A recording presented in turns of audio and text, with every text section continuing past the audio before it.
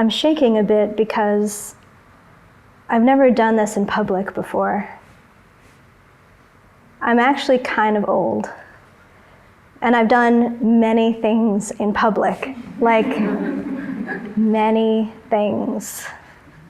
But I've never simply lit Shabbat candles in front of other people.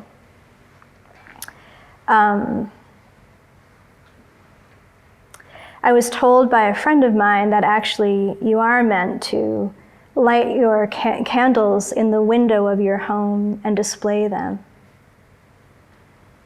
And when I was growing up, this isn't something that I would have ever done, let alone something that I would do in front of other people than my family. So when we light these candles, we also say a prayer. And I'm not going to do that because what I'm doing right now is a symbolic act. I mean, religious ritual is a symbolic act, but I'm doing something that's a symbol of a symbolic act, which is something I care about as a ritual. But I will make the gestures of the ritual, and then I will explain what they mean. And I will also hope that one of these wicks stays. It happens sometimes if you're experienced in Shabbat that somebody is laughing because you know that the flame looks like it's going out, but you don't know if it really is, and then it comes back sometimes. It's just a little bit trapped in wax. I'm sure we all know that feeling. Ooh, no, I blew her out. Well, I actually feel so much like any woman in my family right now, which I also never thought I would feel like in front of you. It's hilarious. Even with like wax in my fingers. I'm gonna get all kinds of shit in my fingers later, but like, not meant to be like that. Okay. Let's have a moment here.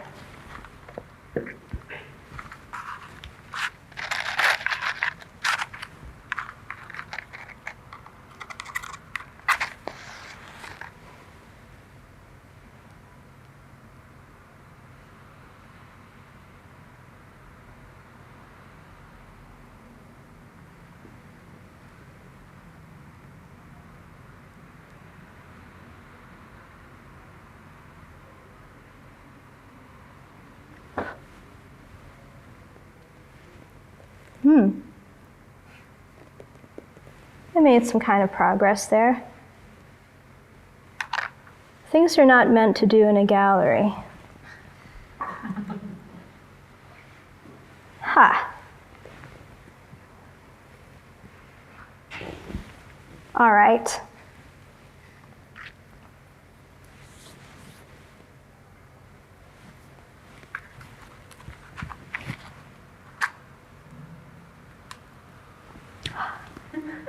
Did you see that? Yeah. Holy, I'm sorry. I don't know what I did to deserve that at all. Okay, we leave her out. She's meant to be out. We don't know why.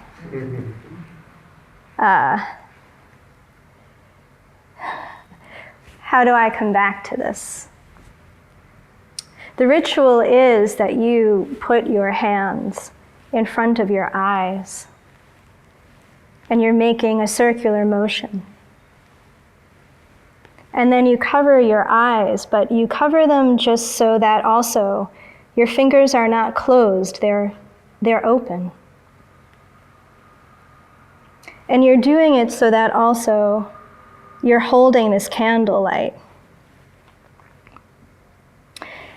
The meaning of these fingers being this way is to invite in the Shekhinah, which is the divine feminine into the space.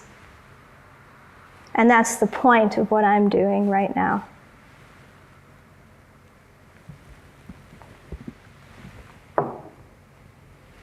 I'm going to just say that the light that wants to stay out has a meaning. I was actually feeling really weird. I'm going to go back to the mic now. I was feeling really weird all day. I was feeling really excited yesterday, and then I was feeling weird all day today. And all kinds of things have happened in this day to people in my life, where I was feeling a lot of ghosts. And I have days when I just feel a lot of ghosts. So I'm just going to let this candle be the way it is for the ghosts, because the ghosts don't need the candles. They're already where they are. They're already able to see what they see.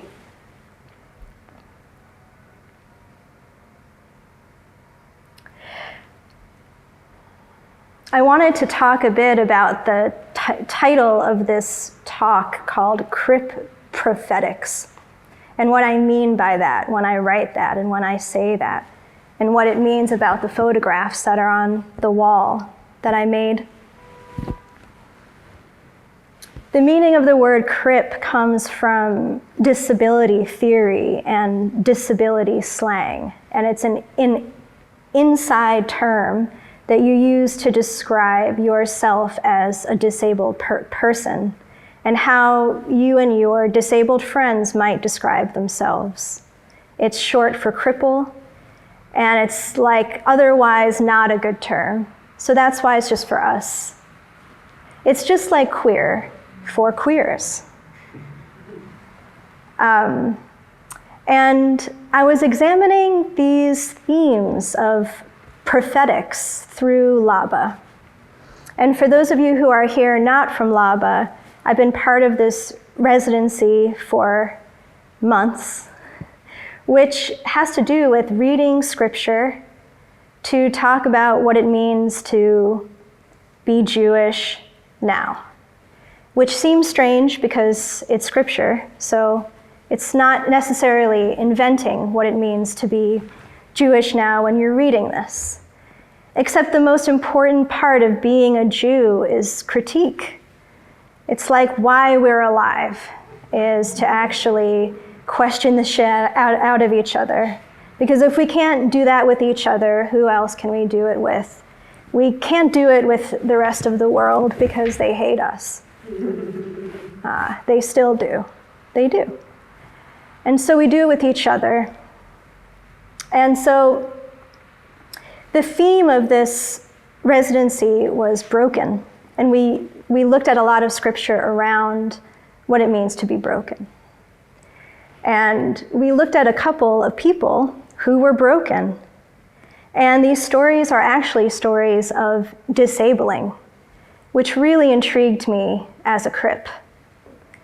Suddenly, this elevation of disabling to be divine, and what it means to touch God if you need to be broken.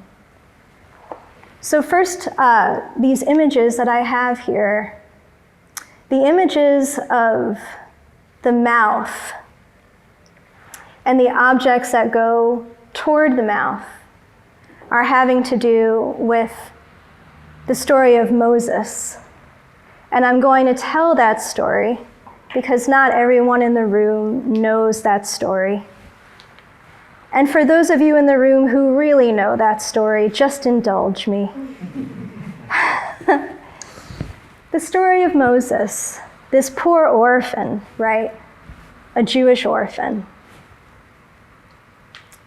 finds himself in the lap of the Pharaoh. And his court says, hey, you really like this little boy, but we don't know if he is a threat or he's okay. So we say, you give him a tray, and you put a coal on that tray, and you put a piece of gold on that tray. And if his hand goes toward the gold, it means he's going to threaten your power. And if it goes toward the coal, he's fine, not a threat. So here's this baby sitting on the Pharaoh's lap with this tray in front of him. And like any child would, he puts his hand toward the shiny thing. And then, supposedly, the angel Gabriel, seen here with a purple leather glove, pulls his hand and puts it on the coal and pulls it into his mouth. But just to seal the deal, he doesn't just pull it like toward his mouth, he puts it in his mouth, which forever scars the inside of his mouth and gives him a stutter. And now there's a lot of debate about the stutter and whether God wanted him to suffer this fate of burning his mouth in order to stutter. That kind of imperfection of speech is the only way to deliver the truth of God. In the photographs, though, I have my hand on the wrist of Gabriel, and you can't really tell if I'm pulling it toward my mouth or away from my mouth. And that is actually because I've wondered forever if Moses also knew in one way or another, in a kind of intuition, that he needed to have this deal sealed too. He needed to have this coal in his mouth. So maybe he brought it there, or maybe he pulled it away, or he was doing both at the same time, which is a thing that happens to people. If you want it, but you don't know if you want it. This thing that could hurt you.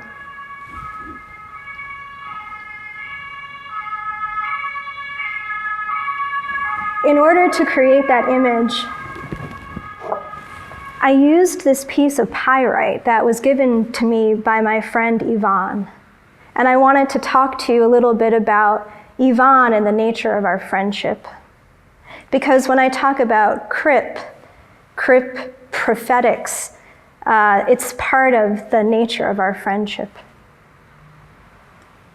I'm still shaking. Yvonne and I have rented from the same person in Berlin for years. It's an old apartment that's up a lot of flights of stairs. It still takes coal heating. It's not the most accessible way to live. It's just how I landed here. And it's how I met Yvonne, because Yvonne was renting this apartment before I was due to move in. And the time was coming, the day was coming, and I was getting emails from her partner that were saying, hey, could you just wait a little bit longer for her to move out? And I thought it was strange, but I just knew somehow that something was wrong. So I said yes, and then I just said, would you like me to come over and meet Yvonne? And she said yes. So I came over, and it turned out that Yvonne had just been diagnosed with cancer and was having her first round of chemo while staying at the apartment. And she barely knew anyone in Berlin. She's German, but she hadn't lived here for like 20 years. Due to different kinds of reasons, mainly insurance, she was back here and sick. So Yvonne and I established a friendship where I started to take care of her at the beginning of these rounds of chemo. And I'm disabled. I have been for a long time. So to me, it's not strange to understand when somebody needs care and to offer it when I can. But to her, this was exceptional because she wasn't disabled before this moment, and she didn't quite know how to ask for care. So we established a discourse between us about care that we still have. And between us, I would say that care is like a language. It's its own kind of language. And when I say that, I mean we have different names for different kinds of tiredness. We have different names for different kinds of needs. And that we're aware of each other's needs.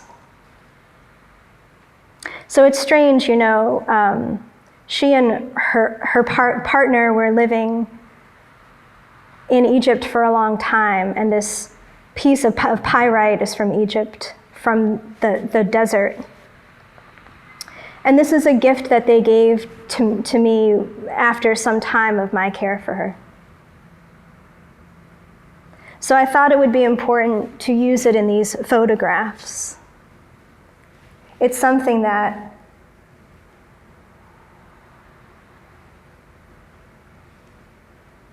connects us.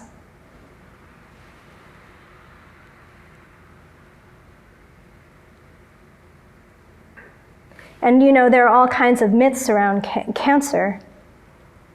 Some people have these theories that the body is asking for this when it happens, that it's a symptom of some larger illness or system in the body that is broken down, or it's something wrong with the spirit.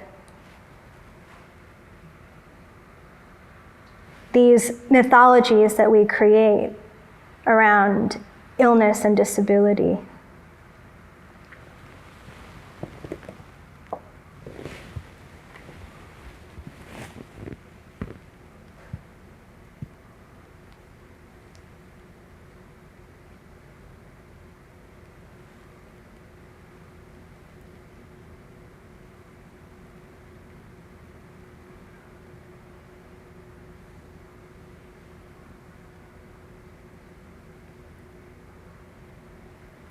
These other two photographs actually are taken from a Chagall drawing of the story of Jacob meeting the figure or the angel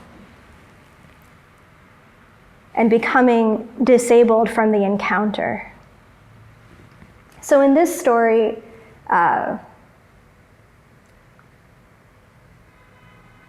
Jacob is complex.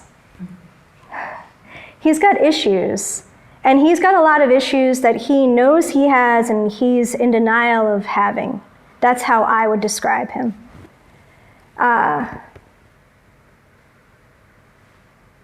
He's maybe trying to move too fast for what everybody else is ready for. And he's doing it in some shady ways. But I'm not saying that it justifies what happens. I'm just giving a background. Meanwhile, he cares about God.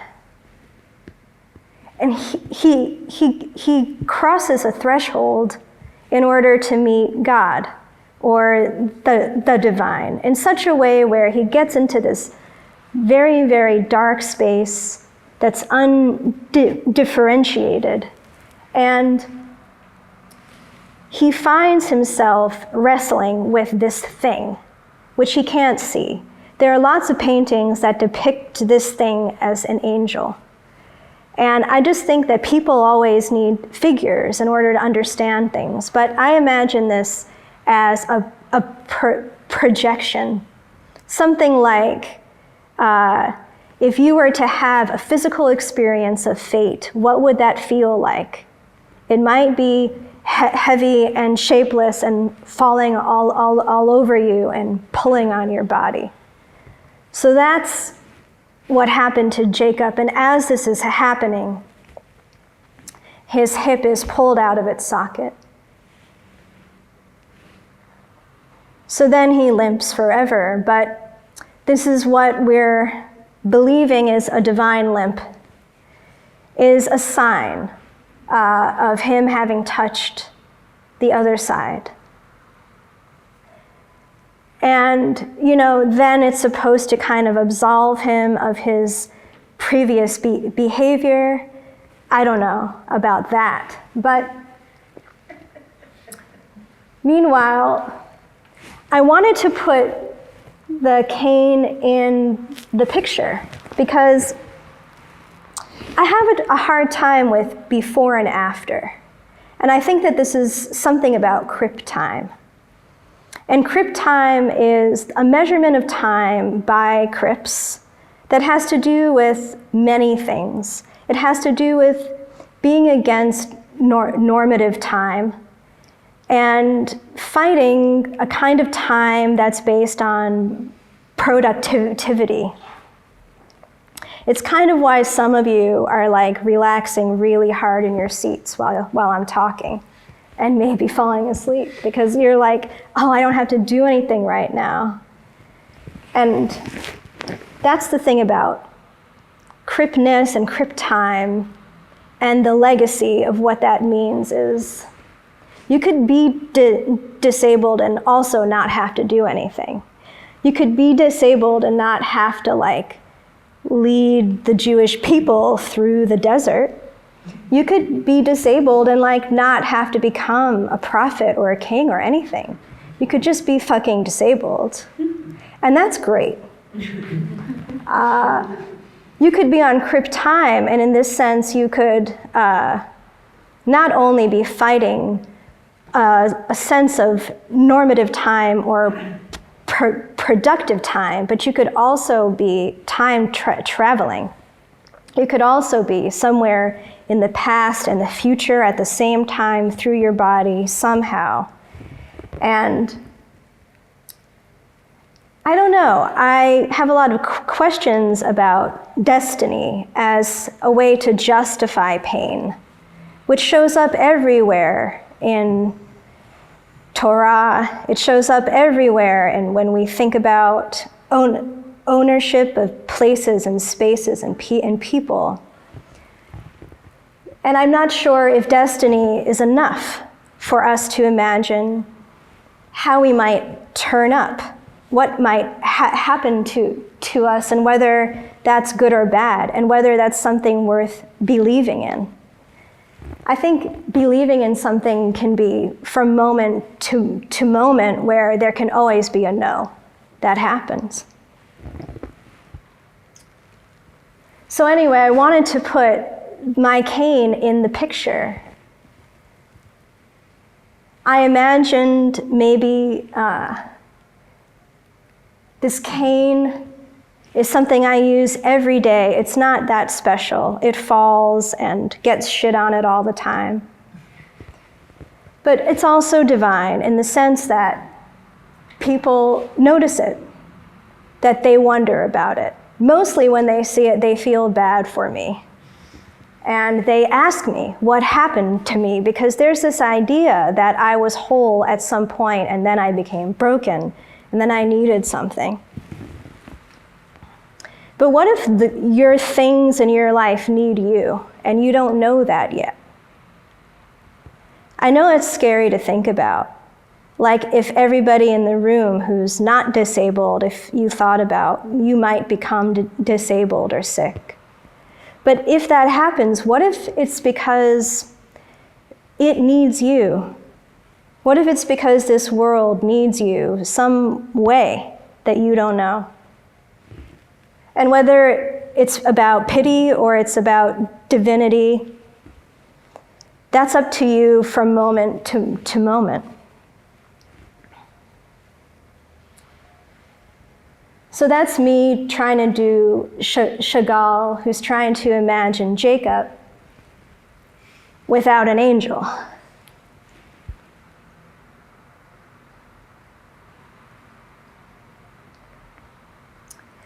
I was wondering if everybody would be okay with me passing my cane around, and you can just all each hold it for a while.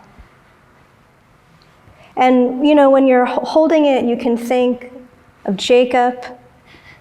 You can think of yourself becoming sick and disabled, being in my world for a minute. You can think of none of those things. Don't worry, Alex, you'll get it. And also you could think about this candle that wanted to not be lit, just because I'm wondering who else is here with us tonight. Also, just so you know, my cane's name is Child. Child. You can take your time with Child if you'd like.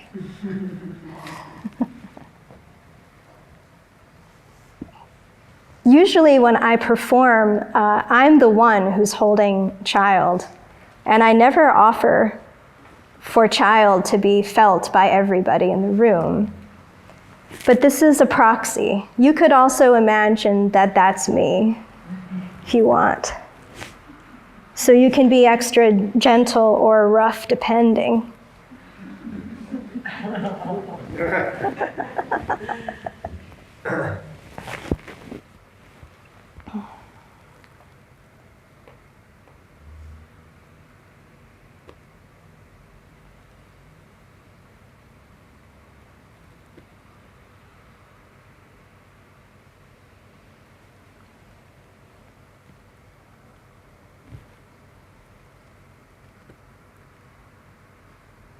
I hadn't really thought about how I was going to talk about everything that I wanted to tonight.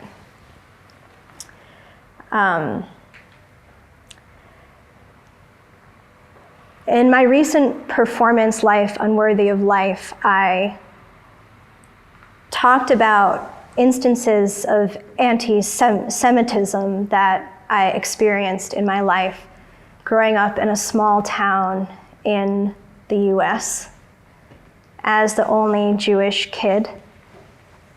And it's a show that I started to make when I started to work in Berlin, and then it's a show that started to tour in Germany.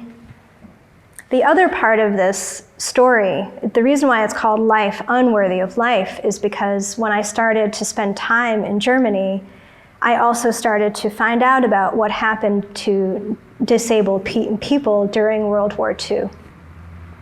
And that has become a huge part of my research while I've been here. So for those of you who are here who don't know that history, it's called Aktion T4. The reason why it's called that is because this project, this plan, was established on Tiergartenstrasse 4. And it is where the first doctors decided or figured out how they could exterminate a number of people, and where they started to experiment on disabled people first. So poetically, they decided they would name this plan after this address. Now there's a memorial that's there. It's where the Philharmonie is. The memorial is just this kind of blue glass wall with one reading vitrine that's basically like the length from the camera here to the wall. So that's the memorial to memorialize thousands of people. That's what we get, the one. Aktion T4 was centered on 6 killing sites, many of which were former institutions. And in these places, there were 70,000 disabled people who were exterminated, most of which were by gas, some were by starvation, and some were by experiments. That I lean on my cane just like that all the time. Yes, that is a good way. It's so good. But in total, 300,000 disabled people were exterminated by this project.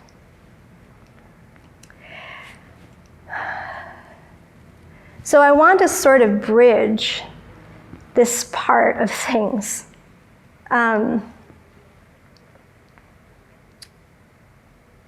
Because during COVID, I started to read a lot of Primo Levi. I had started to read him before, and then during, I just laid in the dark a lot in the winter, reading If This Is a Man, and having a lot of feelings well up in me about him. And that I want to somehow connect Jewishness and anti-fascism with disability and queer feminism, which sure, we're going to take care of all that in the rest of this time. Guys, we're going to be here for it. But I just wanted to, it means a lot to me to try to do what I'm doing because I'm considering what I'm doing right now a ritual.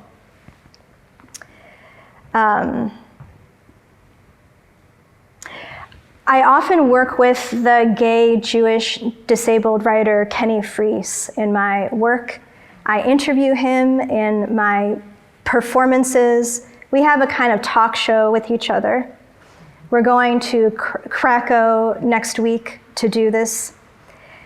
And Kenny has this line about disabled people and the legacy of erasure, where he says, we don't have our Elie Wiesel or our Primo Levi.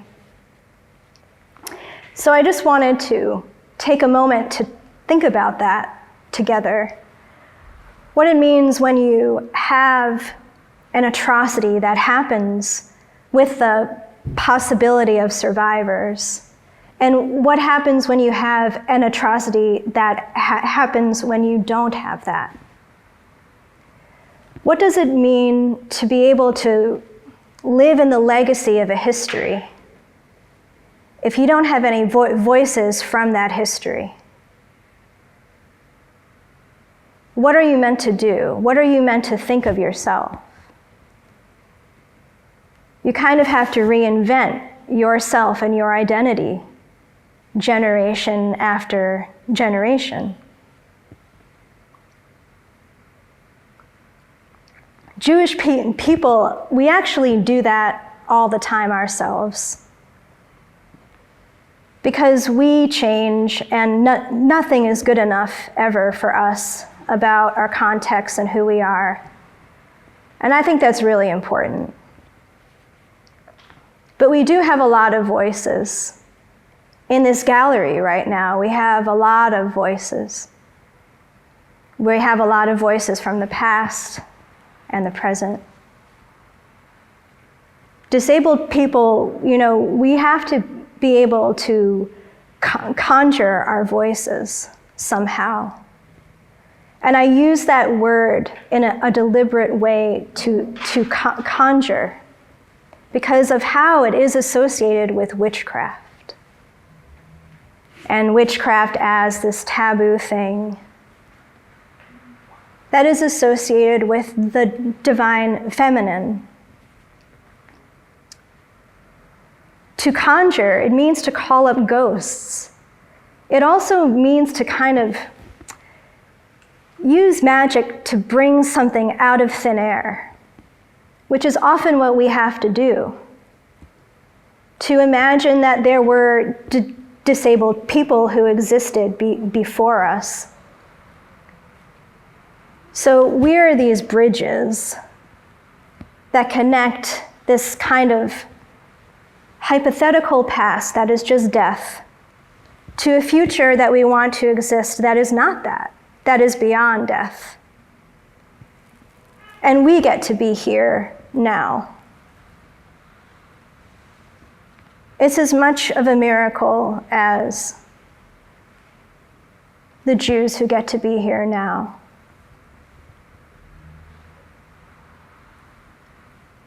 And when I was reading Primo, I was feeling that miracle. I was also thinking about Primo as a crip.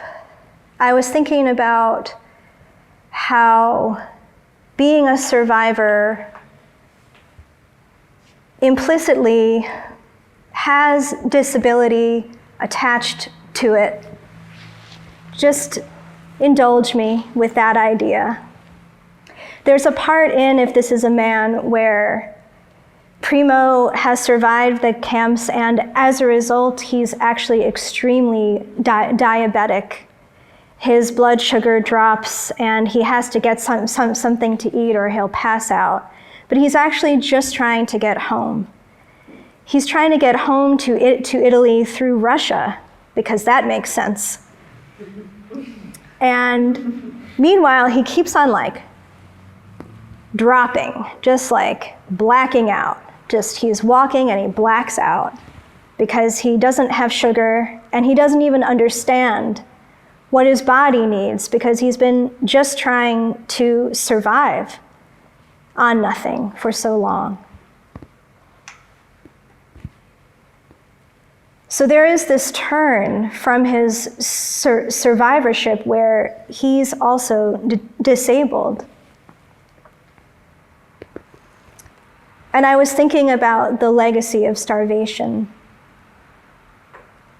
inside of what it means to be a survivor and the legacy of PTSD.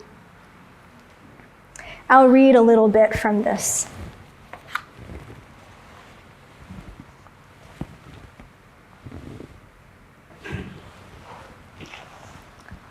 The need to write about Primo Levi.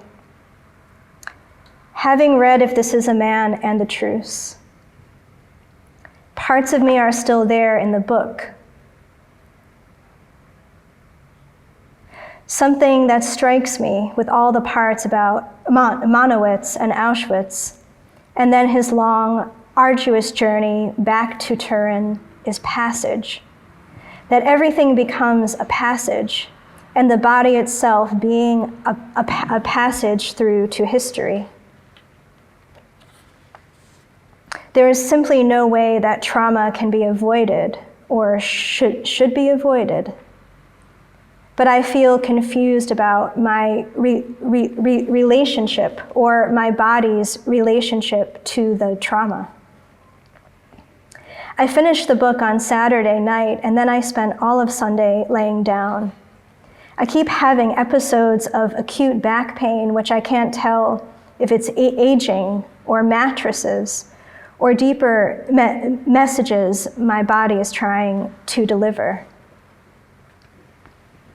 I process a lot of things on the couch, though I feel like I need more ways to process thoughts and emotions than lying down.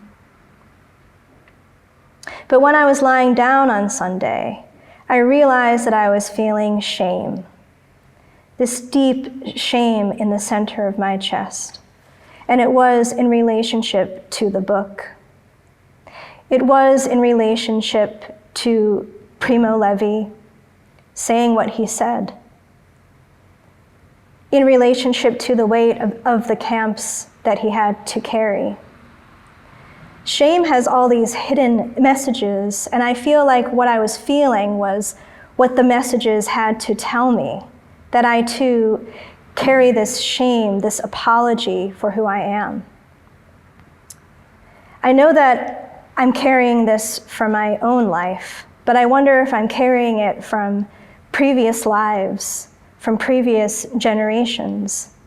If I carry a blueprint inside of me, from where? Is it cultural or intergenerational? Is it part of a collective unconscious or a cultural imagination? Does it have to do with my family and the parts of my bloodline that nobody talks about? I think of Primo struggling to stay alive in the camps and after, and everything in me goes dark. I can't imagine the hunger and how many times he experienced the hunger.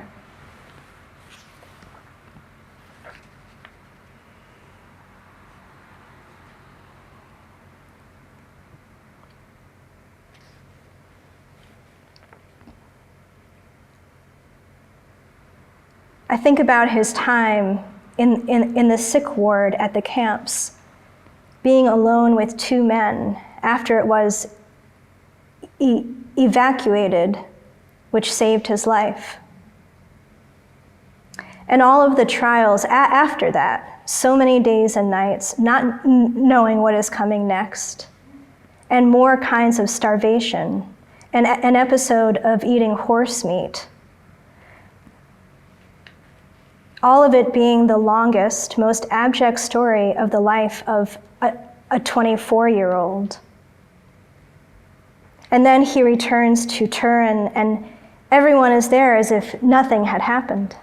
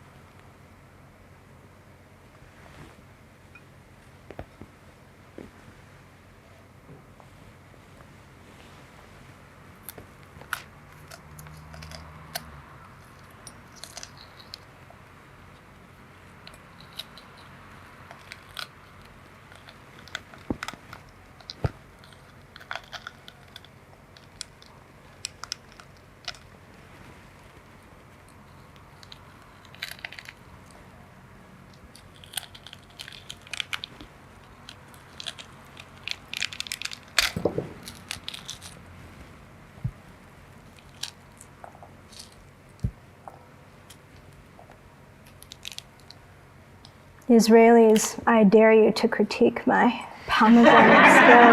Oh my God. The laughter is real. Everybody feels this. Allow me my drama. So we can have a talk about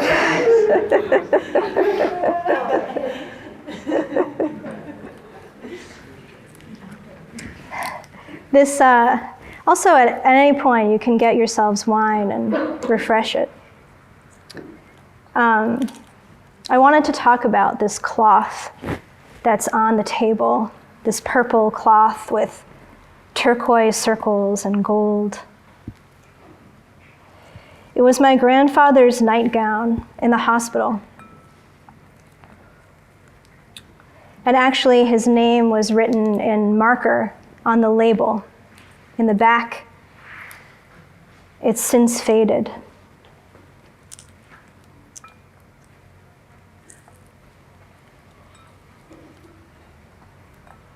My grandfather died in the 90s, but I've kept this nightgown the whole time.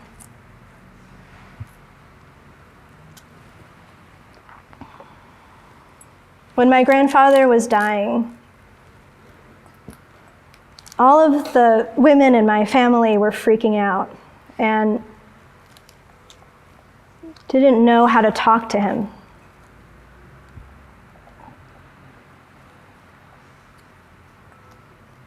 I was very, very young. But I asked them to leave the room. And I held him. And something happened when I held him. I looked into his eyes, and I went somewhere else.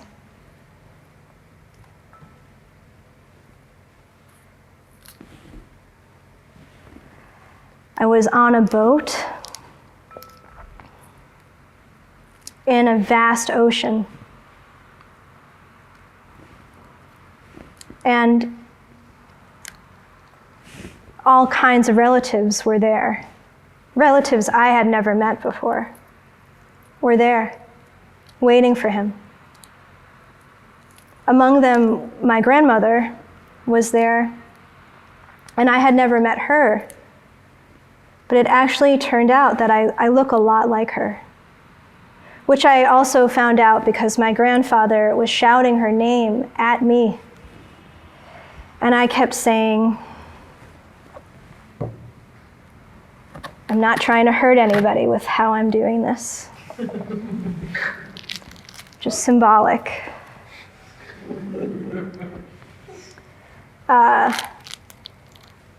He was calling me by her name. Her name is Marion. And I kept saying, no, I'm not her. You have to go toward her. Wherever you're seeing her, just keep going. And I just kept saying to him, keep going, just keep going.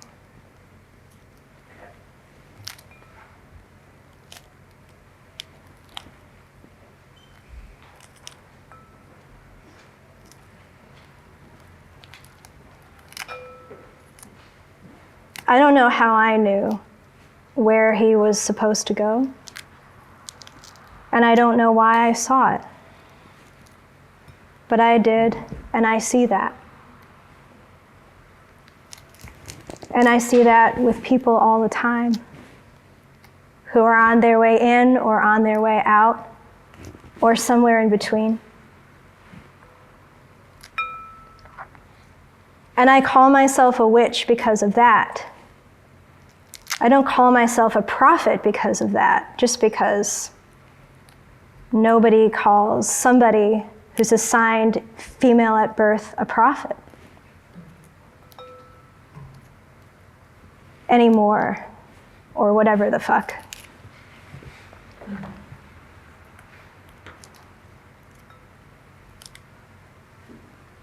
But it's not something I had to study to know. It's not something I found in religion. And I haven't really been part of Jewish religion for a long time.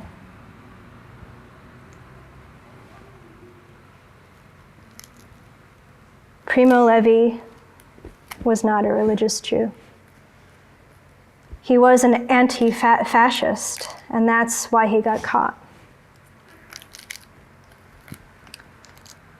When we got out of lockdowns and started to travel again last year, I went to Turin to visit where he's buried.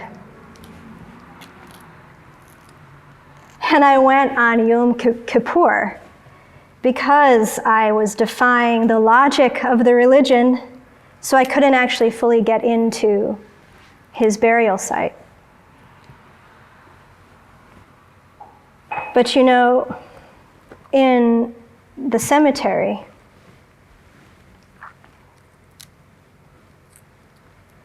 there's miles and miles and miles and miles and miles of Madonnas with the baby, Jesus, in so much adornment. Really, actually, these images made me cry. These images made me cry, and I went all the way to the back to where the Jews were buried, which was just this small space. And as you may or may not know, you know, there are no headstones for us, so that's just, it just looks kind of like bare earth, but then there are squares. And then there are some rocks on those squares that mark us. And somewhere in the third or fourth row are the levees. And then That's on the other side of the Madonnas. And then in the center, there are lots and lots of columns for the anti-fascists, which I felt very emotional about as well. I wept about this. So I just have a passage from that visit.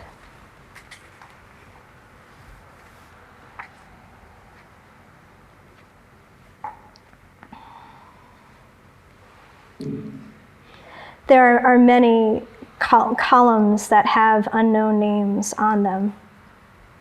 Some of these cubes have no names on them. It doesn't feel ominous like the Stele in Berlin.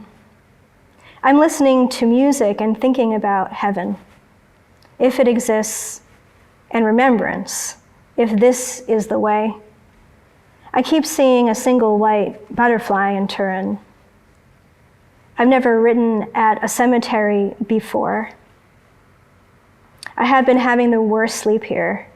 There's a low-level humidity all the time. I can feel the dampness. Otherwise, I'm just dissociating all the time. A man just walked into one of the columns with flowers.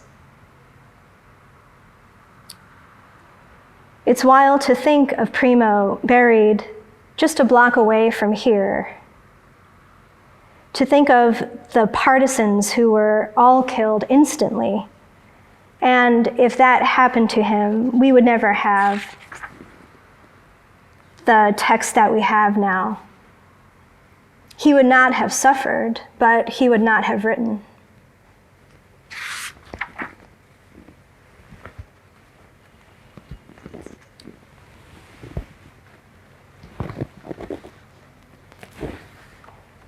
I just wanted to read this single quote from him. This is a quote. Oh, the mic gets more serious somehow. This is just maybe the first quote that I had written down from him. We experienced within ourselves a grief that was new for us. The ancient grief of the people that have no land. The grief without hope of the exodus, which is renewed every century.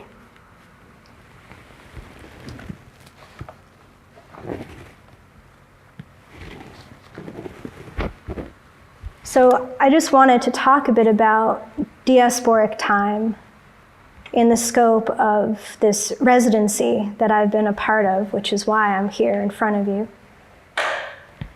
Because we did read a lot of scripture, not knowing each other at all, just diving right into reading this really traumatic patriarchal language all the time.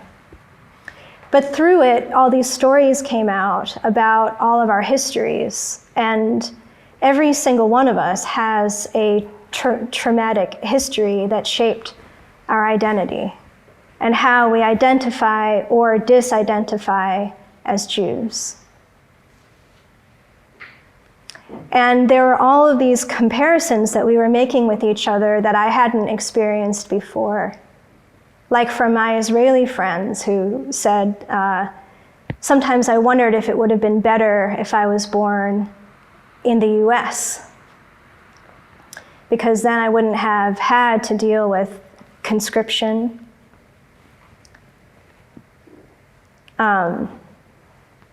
Nobody had ever said that to me before or talked with me openly about that before. And I don't know the answer to that at all, because that is pain, and that is instrumentalization in a way that none of us asked for. I'm not sure if I should say, I don't know, it would depend on if you would be up for your kind of like basic, low-level anti-Semitism all the time, with kind of like maybe some peaks of violence going on. Like if you're up for that, we could trade. So I just wanted to speak a little bit about diaspora and about this idea of brokenness. To say that maybe we think of our suffering as holy in order to submit to it, in order to make it okay. These things that we don't know if they're okay, but they happened to us. But actually, they do and they do not have to be holy. They do and they do not have to be sacred. It just depends on if you feel like you're living. If you feel like you're living because of what you feel and what you know.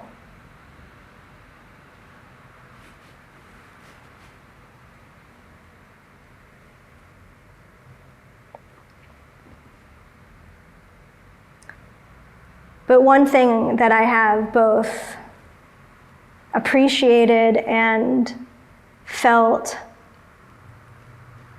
sometimes very saddened by is the group's collective sense of alienation, if that is a possible thing. For people to each individually feel alienated, and that this somehow is uniquely special to each individual, and yet it's all happening to everyone at the same time. I had never really seen that up close before until being with this group. The Laba group. Yeah, Alex. I had the same. You had the same experience, yeah. So, aside from like theories or themes that have to do with scripture or not, or critique or not, it's just a feeling in the room, an atmosphere. And somehow that we have to hold each other in our collective alienation, which I don't have the answer for yet. But seeing as how I'm a witch, I might have a dream about it, and then I would tell you.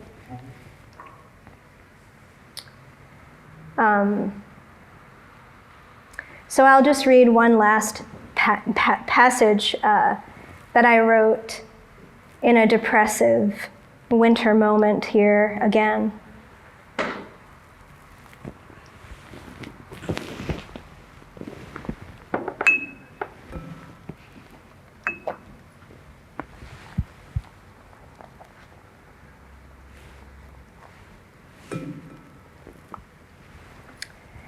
I am an open wound, and this makes me beautiful. My porousness a mirror, a trap of reflection, or a channel for the pain of others. Everything that is given unto it, and everything it echoes back. An eye, an inner ear, the holes of the skull. A curtsy before the void. We are living in an epic poem of no land. Only the conquered, the liminality of placelessness. Broods and hordes sailing circularly through eternity. My wound, a gift, here, you open it. Everything is connected, the web of Arachnus, or puppet strings of fate, cords of sutures threading body through body, wound magnifying glass to see the pain up close, to see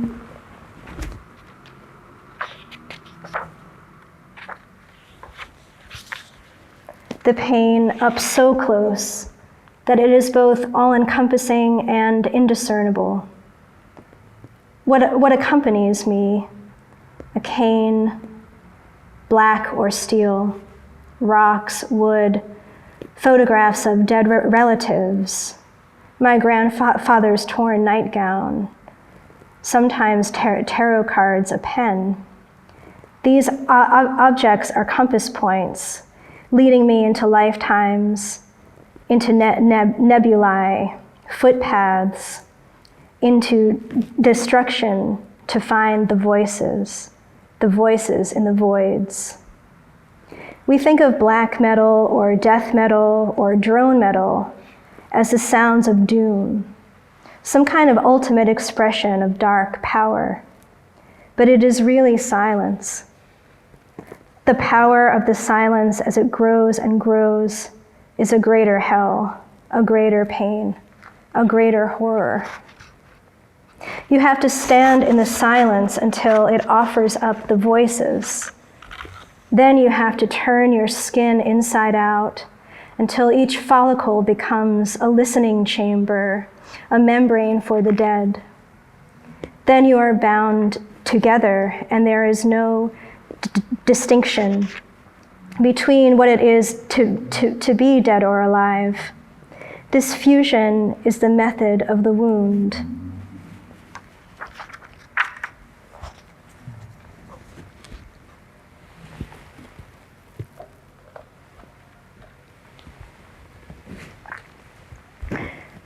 So with that, I leave you. Shabbat shalom.